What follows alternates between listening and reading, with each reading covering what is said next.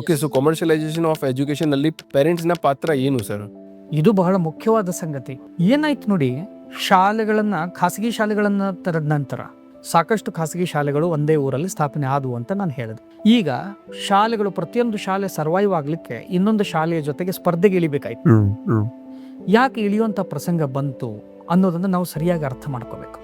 ಒಂದು ಶಾಲೆಯಲ್ಲಿ ಅಕಸ್ಮಾತಾಗಿ ನಾನು ಎಲ್ಲವನ್ನು ಕಲಿಸೋದ್ರ ಜೊತೆಗೆ ಒಂದು ಸ್ವಲ್ಪ ಸ್ವಿಮ್ಮಿಂಗ್ ಪೂಲ್ ಮಾಡಿದ್ದೇನೆ ಅಂದ್ಬಿಟ್ರೆ ಆ ಶಾಲೆಯಲ್ಲಿರೋ ವಿದ್ಯಾರ್ಥಿಗಳೆಲ್ಲ ಈ ಕಡೆ ಬಂದಿರ್ತಾರೆ. ಸೊ ಇವರು ಸ್ವಿಮ್ಮಿಂಗ್ ಪೂಲ್ ಮಾಡಿದ್ದನ್ನು ನೋಡಿ ಇನ್ನೊಬ್ರು, ನಾನು ಸ್ವಿಮ್ಮಿಂಗ್ ಪೂಲ್ ಅಷ್ಟೇ ಅಲ್ಲ, ಪ್ರತಿ ಕ್ಲಾಸ್ ರೂಮ್ಗೆ AC ಕೂಡ ಫಿಕ್ಸ್ ಮಾಡ್ಬಿಟ್ಟಿದ್ದೇನೆ ಅಂದ್ರೆ ಆ ಶಾಲೆಗೆ ಹೋಗ್ಬಿಡ್ತಾರೆ.